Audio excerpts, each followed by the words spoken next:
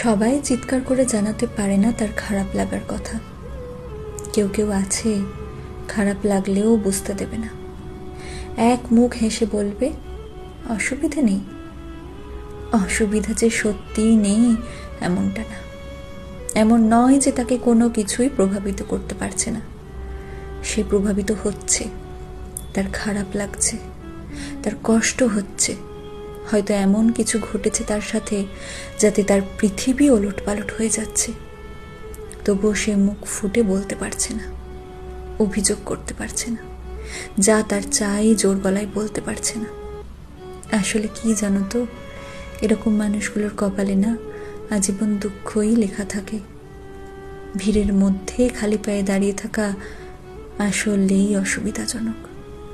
কিন্তু আরও অসুবিধাজনক হলো, সেই ভিড়ে কেউ পা মারিয়ে দাঁড়িয়ে থাকলে